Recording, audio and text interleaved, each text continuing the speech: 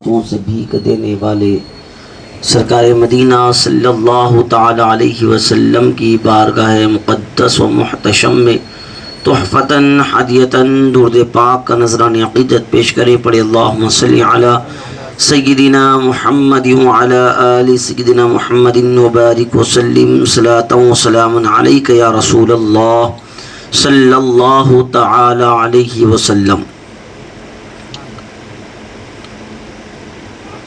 اعلیٰ حضرت امام اہل سنت امام عشق و محبت شاہ امام احمد رضا خان فاضل عرب و عجم رضی اللہ تعالیٰ عنہ فرماتے ہیں: شمع تابان کاشانہ اجتہاد مفتی چار ملت پہ لاکھوں سلام.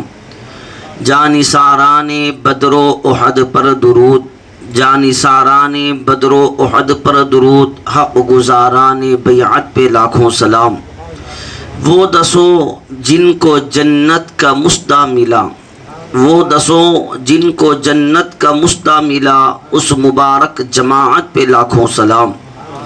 وہ عمر جس کے اعداء پہ شیدا سقر، وہ عمر جس کے اعداء پہ شیدا سقر، اس خدا دوست حضرت پہ لاکھوں سلام. فارق حق و باطل امام الہدا، فارق حق و باطل امام الہدا، تیغ مسلول شدت پہ لاکھوں سلام. پھر یوں میرے امام فرماتے ہیں: ترجمان نبی ہم زبان نبی، ترجمان نبی ہم زبان نبی، جان شان عدالت پہ لاکھوں سلام. چونکہ جن کی آج ہم یاد منا رہے ہیں ان کو خلیفۃ المسلمین امیر المؤمنین خلیفہ دوم حضرت سیدنا عمر بن خطاب رضی اللہ تبارک و تعالی عنہ کے نام سے ساری دنیا جانتی اور پہچانتی ہے. امام فرماتے ہیں کہ یہ ترجمان نبی تھے، اور پھر امام نے یوں فرمایا کہ ہم زبان نبی بھی تھے. ترجمان کہتے ہیں ٹرانسلیشن کرنے والا. حضور نے فرمایا، امام فرماتے ہیں کہ حضور کی باتوں کو لوگوں کو سمجھانے کے لیے اگر کسی کی زبان کا استعمال ہوتا تو وہ عمر بن خطاب کی زبان. اب آپ یوں بھی دیکھیں کہ میرے رسول پاک علیہ السلام نے یوں فرمایا کہ اللہ تعالیٰ کو جب کسی بندے سے کلام کرنا ہوتا تو اللہ کسی کی زبان سے نہیں بلکہ عمر کی زبان سے کلام فرماتا. تو یہ ترجمان نبی بھی ہے، ترجمان خدا بھی ہیں.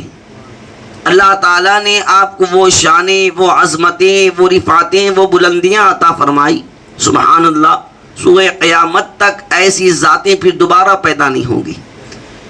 یہ لوگ صرف نام کے مسلمان ہماری طرح نہیں تھے، بلکہ ان کا کردار بھی نمایاں، ان کی ذات بھی نمایاں، ان کے اخلاق بھی نمایاں، ان کے اوصاف جمیلہ بھی نمایاں نظر آتے تھے. اللہ اکبر. حضرت سیدنا عمر بن خطاب رضی اللہ تعالی عنہ کا نام عمر، آپ کی کنیت فاروق تھی، اور اسی طریقے سے 8ویں پشت میں جا کر حضور علیہ الصلاۃ والتسلیم سے آپ کا سلسلہ نسب مل جاتا تھا. اور سیدنا عمر بن خطاب رضی اللہ تعالی عنہ عام فیل کے 13 سال بعد آپ کی ولادت باسعادت ہوئی. اور جب حضور علیہ السلام نے اعلان نبوت فرمایا تو اس وقت میں آپ کی عمر شریف 27 سال تھی. یعنی یوں سمجھے آپ کھرارے نوجوان آپ تھے.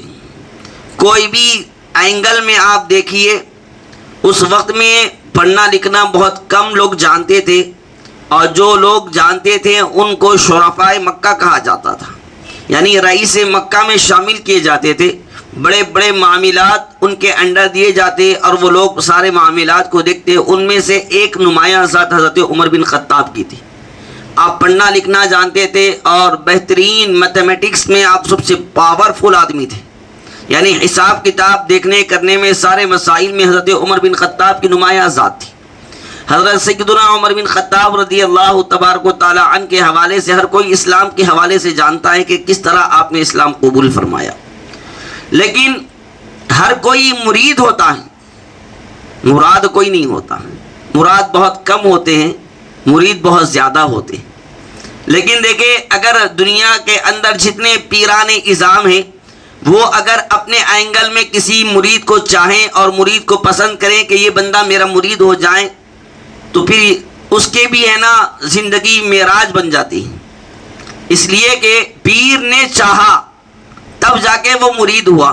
ہم اپنے پیروں پر ناز کرتے ہیں اس لیے کہ ہم ان کے مرید ہیں. اگر وہ بڑی محفل میں یوں کہہ دیں کہ یہ میرا مرید ہے تو پھر ہماری تو پھر لاٹری لگ گئی اور ہماری زندگی کا دوبالا یعنی ہماری زندگی میں دو اور شانیں بڑھ گئی. ایک تو ہم مرید, دوسرے پیر ہم پر ناز کرتے ہیں.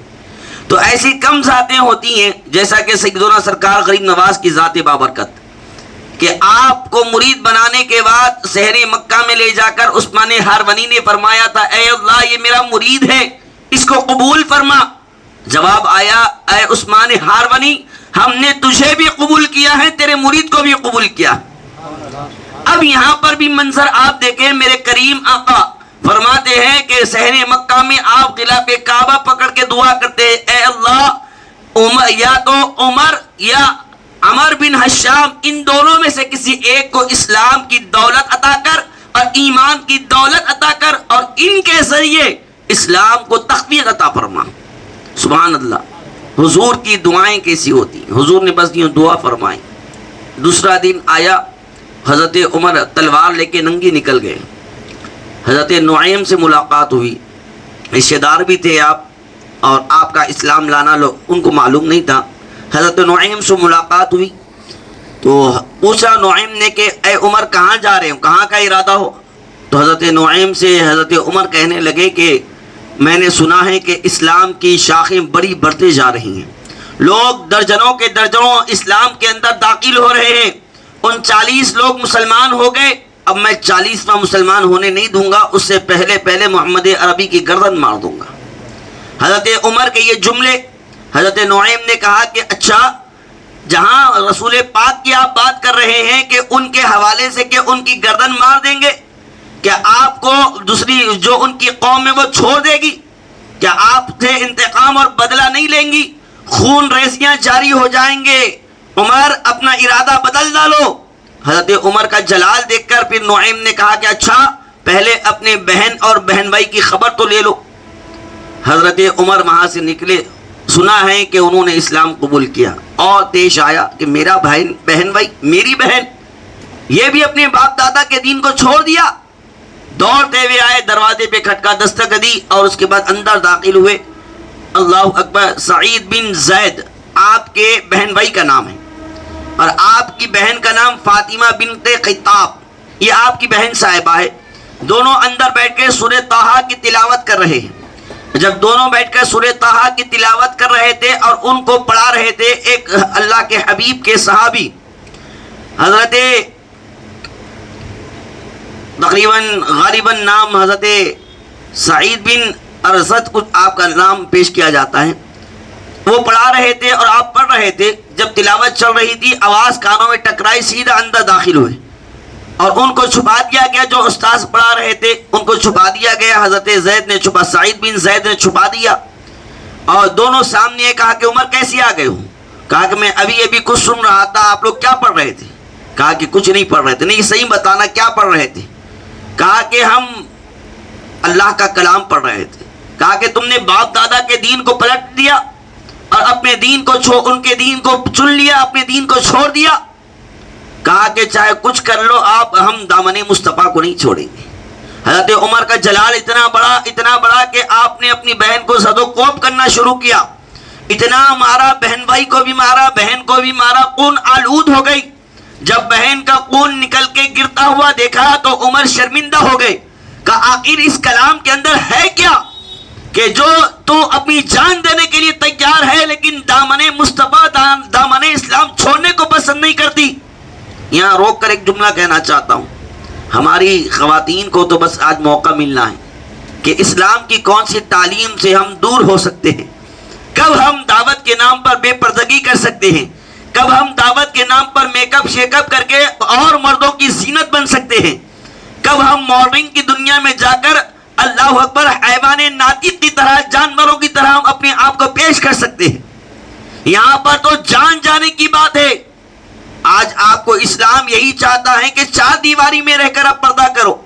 ہم سے یہ نہیں ہو پاتا. یہاں پر تو جانوں کا نذرانہ پیش کیا جا رہا تھا. اور اتنا ہی نہیں, یہ تو آپ کی بہن صاحبہ تھی. آپ اسلام کی سب سے پہلے جو شہیدہ ہے ان کے حوالے سے پڑھیں آپ. آپ پر کوئی زد و کوب نہیں کیا جا رہا کہ آپ میک اپ کر کے ہی دعوت میں آئے، آپ بے پردہ ہو کر ہی دعوت میں آئے، آپ جو ہے کہ بغیر دوپٹے کے دعوت میں آئے، ورنہ آپ کو دعوت میں انٹری نہ ہوگی۔ آپ خود پہلے سے یہ حال بناتے ہیں کہ میرے بال کھلے ہوئے رہیں گے، آج دعوت میں اس طریقے کی چوٹی ڈال کر جاؤں گی، آج اس طریقے کا لباس پہنوں گی تاکہ میرے جسم کے تمام حصے نمایاں نظر آ جائیں۔ اللہ اکبر، ذرا ہمیں کیا ہونا چاہیے تھا؟ اللہ اکبر، امام نے پہلے ہی کہہ دیا تھا کہ شرم نبی، خوف خدا یہ بھی نہیں وہ بھی نہیں۔ حیرت انسان پر کہ انسان آج اپنے آپ کو انسان بھی کہتا ہے اور اس کے باوجود پھر یہ گناہوں کے انبار بھی لگاتا نظر آتا ہے۔ عورتوں، تم کیا سمجھتی ہو کہ تمہارا جسم کا پردہ ہے؟ نہیں نہیں، بلکہ جو تم لباس پہنتی ہو وہ لباس کا بھی پردہ ہے۔ بلکہ مؤرخین نے یہاں تک لکھا ہے، سیدہ پاک نے اپنے جنازے کے اوپر ایک چادر کو ڈالنے کے لیے کہا، جنازے پہ نہیں، ڈولے پر، ڈولے کے اوپر ایک بڑی چادر ڈالی گئی۔ لوگوں نے پوچھا ڈولا ہے، ڈولا دکھتا ہے تو کیا ہوتا ہے، کوئی اعتراض کی بات تو نہیں، ڈولے کا پردہ تو نہیں ہے نا؟ سیدہ پاک فرماتی ہے، میں یہ نہیں چاہتی کہ میرے جنازے کے ڈولے پر بھی غیر مرد کی نظر پڑ جائے۔ جنازے کے ڈولے پر سیدہ پاک نے کسی غیر مرد کی نگاہ پڑنے کو بھی پسند نہیں کیا۔ آج آپ اپنے جسموں پہ غیر مردوں کی نظر پڑنے کو گوارا کر رہی ہوں۔ پھر ہم اپنے آپ کو کہتے ہیں ہم دائرے اسلام والے لوگ ہیں، ہم مذہب اسلام کے فالوورز ہیں، ہم اسلام اور تاریخ اسلام کو ماننے والے لوگ ہیں۔ بڑی سوچنے اور سمجھنے والی بات ہے، اتنا سب ہونے کے بعد بھی کیا ہم واقعی مسلمان باقی ہے؟ اللہ اکبر۔ خیر، بہرحال حضرت فاطمہ بنت خطاب نے کہا کہ اے عمر، تم چاہے جان لے لو، چاہے تم جان لے لو، لیکن ہم دامن مصطفیٰ کو نہیں چھوڑیں گے، دامن اسلام کو نہیں چھوڑیں گے، ہم ہرگز نہیں چھوڑ سکتے۔ حضرت عمر نے جب یہ کردار دیکھا تو کہا اچھا وہ لاؤ تو صحیح جو تم پڑھ رہی تھی، مجھے بھی تو سناؤ نا۔ فاطمہ بنت خطاب نے کہا کہ آپ ناپاک ہے اور اللہ کا کلام پاک ہے، آپ پہلے پاک ہو جائیں پھر اس کے بعد میں پیش کروں گی۔ آپ نے غسل کیا، پھر اس قرآن عظیم سورہ طٰہٰ کی آیتوں کو آپ کے سامنے پیش کیا گیا۔ حضرت عمر قرآن عظیم کی آیتیں پڑھتے جاتے، روتے جاتے، پڑھتے جاتے، روتے جاتے۔ اس کے بعد کہا اپنے بہن بھائی سے، سعید بن زید سے کہا کہ جاؤ مجھے اپنے نبی کی بارگاہ میں لے کے چلو۔ اپنے بہن بھائی کے ساتھ رسول پاک علیہ السلام کی بارگاہ میں آئے۔ حضور علیہ السلام اس وقت میں کوہ صفا کے دار الارقم کے اندر موجود تھے۔ دار ارقم کے اندر جب آپ موجود تھے، اسی کے اندر حضرت امیر حمزہ بھی موجود تھے اور دیگر صحابہ اکرام بھی موجود تھے جو اسلام لا چکے تھے۔ اور جب وہ دیکھے کہ عمر آ رہے ہیں تو حضور کو اطلاع دی کہ رسول پاک حضرت، بلکہ آپ یہاں دیکھیں جب یہ اعلان ہوا، کہا کہ مجھے رسول پاک کی بارگاہ میں لے کے چلو، تو جو صحابی چھپ گئے تھے وہ باہر نکلے، کہا نعرے تکبیر کو وہیں پر بلند کیا، کہا کہ واہ میرے نبی کی صداقت کو میں آج دیکھ رہا ہوں۔ کہا کس بات کی صداقت؟ کہا کل ہی تو میرے رسول پاک نے خانہ کعبہ کا خلاف کر کے کہا تھا اے اللہ عمر کو اسلام کی ہدایت عطا فرما، اسلام کی دولت عطا فرما، تو آج حضور کی دعا کو قبول ہوتا ہوا میں دیکھ رہا ہوں۔ اچھا آپ دیکھیں، میں ابھی بتا رہا تھا کہ مرید ہونا اور ہے، مراد ہونا اور ہے۔ سیدنا عمر بن خطاب کی ذات وہ ہیں جو مرید نہیں بلکہ مراد مصطفیٰ ہے۔ حضور نے پسند کر کے آپ کو چنا ہے، چن کے اپنا غلام بنایا ہے۔ ہر کوئی تو حضور کو دیکھ دیکھ کر اسلام لایا، کوئی تاریخ کو دیکھ کر لایا، کوئی حضور کی سیرت کو دیکھ کر لایا، کوئی بندہ حضور کے کردار کو دیکھ کر لایا، کوئی حضور کی حدیثیں سن کر لایا، کوئی حضور کے چہرے کو دیکھ کر لایا، لیکن عمر وہ ہے جس کو حضور نے پسند کر کے بلایا ہے۔ سبحان اللہ، اللہ اکبر۔ وہ جب جملے سنے تو رس گھولنے لگے جملے کہ حضور نے ایک دن پہلے میرے لیے دعا فرمائی۔ دوڑتے ہوئے آئے حضرت امیر حمزہ نے جب دیکھا کہ عمر کے ہاتھ میں ننگی تلوار ہے اور وہ آ رہے ہیں، اللہ اکبر، جب آتے ہوئے دیکھا تو امیر حمزہ نے کہا کہ عمر خیر کی نیت سے آتا ہے تو پھر ہم اس کا خیر سے استقبال کرتے ہیں، اور اگر وہ بری نیت لے کر آتا ہے تو پھر اس کا وبال اسی کے اوپر ہوگا، اسی کی تلوار لے کر ہم اسی کی گردن کو ماریں گے۔ جب وہ دربار رسالت میں آئے تو میرے آقا کھڑے ہوئے اور لباس پر، بلکہ بعض روایات میں آیا کہ سینے پہ حضور نے مارا ان کو، کہا عمر کیا ارادہ لے کر آئے ہو؟ دامن مصطفیٰ کو پکڑ لیا، قدموں میں گر کے کہتے یا رسول اللہ، عمر ابھی تک کا یہ ارادہ تھا لیکن اب ارادہ یہ ہے کہ گردن جھکا کر اپنی غلامی اختیار کر لے گا۔ فوراً حضور کلمہ پڑھائے، حضور نے کلمہ پڑھایا، تار اسلام کے اندر داخل ہوئے۔ اچھا، عمر کی شجاعت اور بہادری کے ڈنکے دیکھیں آپ، سبحان اللہ۔ جیسے ہی اسلام لایا، سب سے پہلے اب تلوار لے کے ابو جہل کے گھر گئے، تلوار بتا کے کہا، او ابو جہل تجھے بتا رہا ہوں، سن، میں اسلام لے کر آ گیا ہوں، میں مسلمان ہو چکا ہوں، اگر تم میرے نبی پاک کے بارے میں کچھ لفظ بھی بولے گا تو پھر ہم تیرا حشر ایسے کریں گے کہ تیرا نام و نشان مٹا کے رکھیں گے۔ تجھے پتا ہے نا میں کون ہوں؟ میرا نام عمر ہے، عمر۔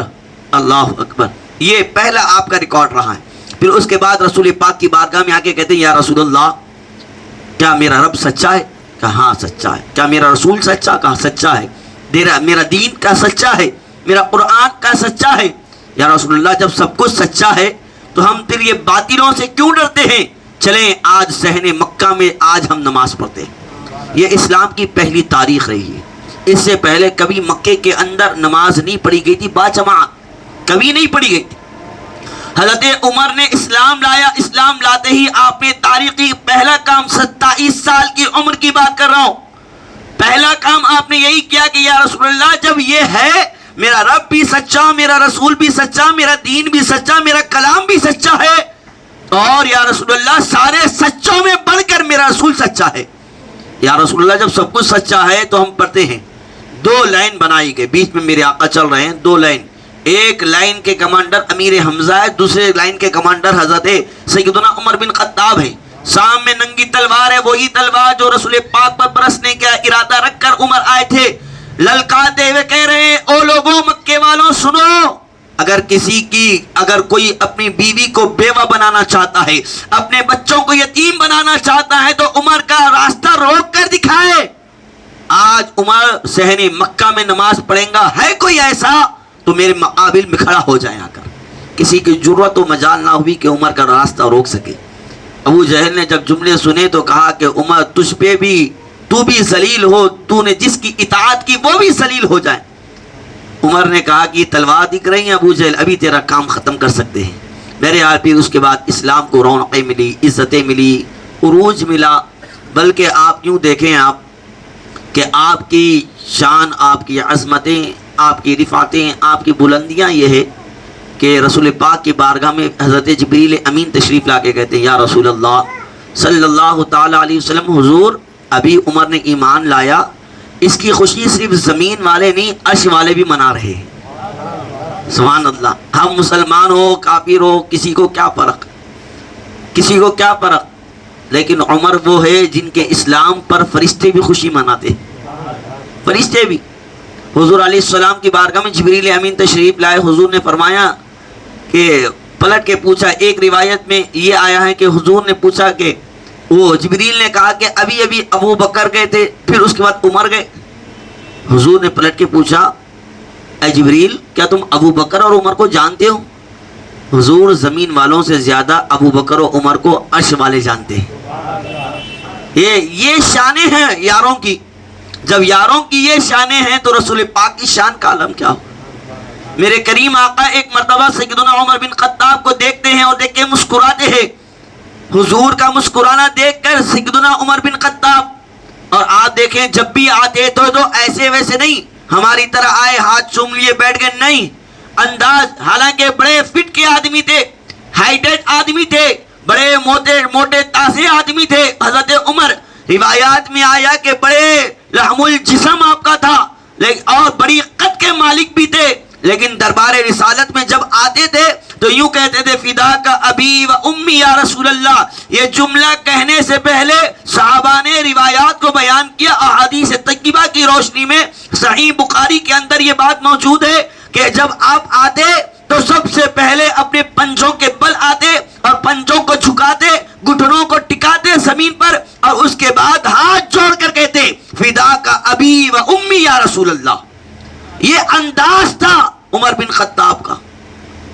پاورفل آدمی بھی ہے، علم والے بھی ہے، سب کچھ ہے، لیکن جب پیر کی بارگاہ میں، رسول پاک کی بارگاہ میں حاضر ہوتے تو اس طرح ادب کے ساتھ کرتے تھے۔ اللہ اکبر۔ اب آپ دیکھیں رسول پاک علیہ السلام نے مسکرایا، حضور نے فرمایا یا رسول اللہ۔ حضور نے جب مسکرایا تو عمر نے کہا یا رسول اللہ، آخر آپ مجھے دیکھ کے مسکراتے ہیں؟ عمر تیری شان کو دیکھ کر مسکرا رہا ہوں، تیری عظمت کو دیکھ کے مسکرا رہا ہوں۔ کہا کس بات سے؟ اے عمر تیری شان یہ ہے کہ تو جس راستے سے گزرتا ہے شیطان وہ راستہ بدل دیتا ہے۔ اللہ اکبر، یہ شان ہے حضرت عمر بن خطاب رضی اللہ تعالیٰ عنہ۔ ایسے بے شمار آپ کے ویسے تو معاملات رہے، بلکہ میں یوں کہوں کہ حضرت عمر تہائی زمین کے تنہا مالک نہیں تھے، صرف انسانوں پر آپ کی حکومت نہیں بلکہ دنیا کے اندر جتنی اشیاء ہے سب پر عمر کی حکومت تھی، سب پر۔ اچھا عمر کی چیزوں کی بھی حکومت تھی۔ ہاں، مدینہ المنورہ کے اندر ایک آگ بڑی تیزی کے ساتھ دوڑتے ہوئے آ رہی تھی، تیز آ رہی تھی، اسپیڈ، کئی درختوں کو جلاتے ہوئے، کئی گھروں کو جلاتے ہوئے آ رہی تھی۔ صحابہ کرام دوڑتے ہوئے امیر المؤمنین سیدنا عمر بن خطاب کی بارگاہ میں آئے۔ اس وقت میں آپ ہی خلیفہ تھے، مسجد نبوی کے اندر بیٹھے تھے، آئے آ کر کہا حضور مسئلہ ہو گیا کیا ایک آگ تیز آ رہی ہے اور آتے آتے کئی درختوں کو جلا ڈالا، کئی گھروں کو جلا ڈالا، اب مدینے کے اندر داخل ہونے والی ہے۔ حضرت عمر کے نہ چہرے پر گھبراہٹ ہے نہ ٹینشن ہے۔ عمر نے بیٹھے بیٹھے اپنے کھاندے سے رومال نکالا اور وہ صحابی کو دے دیا۔ یہ کیا؟ اچھا آپ بتائیں، آگ کو رومال بتانے پر رومال واپس آتا ہے یا رومال جل جاتا ہے؟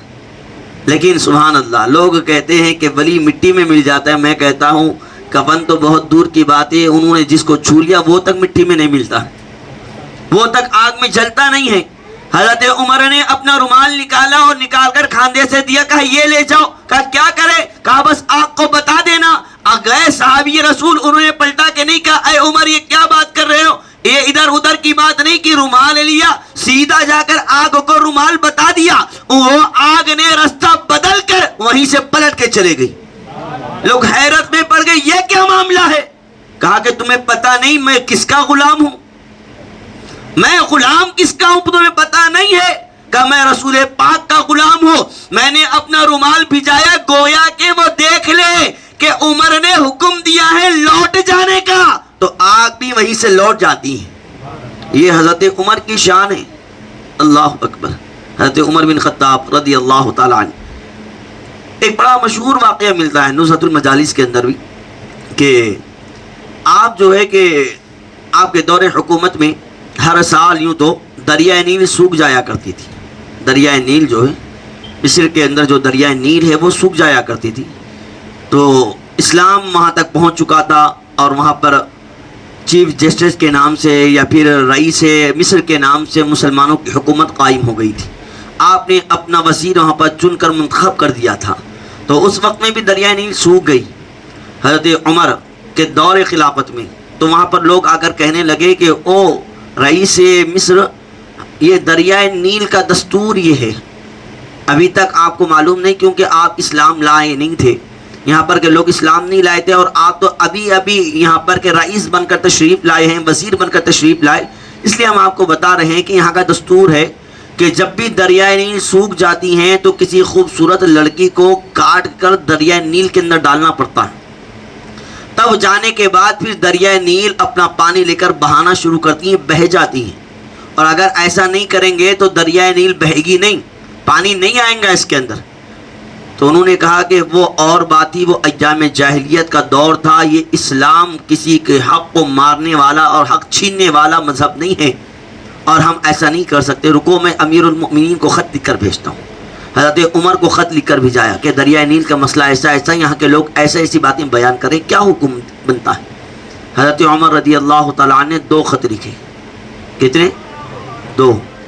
ایک خط لکھا رئیس مکہ، رئیس مصر کے نام سے، دوسرا خط لکھا دریائے نیل کے نام سے۔ لوگ ایک بات پوچھتے ہیں نا کہ تم یہاں سے پکاریں گے یا نبی السلام علیہ کا حضور وہاں سے سنتے کیا؟ ولی کی مزار پہ جا کے تم فاتحہ پڑھتے، دعائیں کرتے، منتیں کرتے، کیا وہ ولی سنتے کیا؟ میں کہتا ہوں آپ یہ بتاؤ، یہ سنتے نہیں سنتے ہم تو بعد میں بتائیں گے آپ کو، لیکن یہ بتاؤ کہ انسان کے علاوہ کوئی اور مخلوق بھی پڑھتی ہیں کیا؟ ایجوکیٹڈ ہوتی ہیں کیا؟ نہیں ہوتی ہیں۔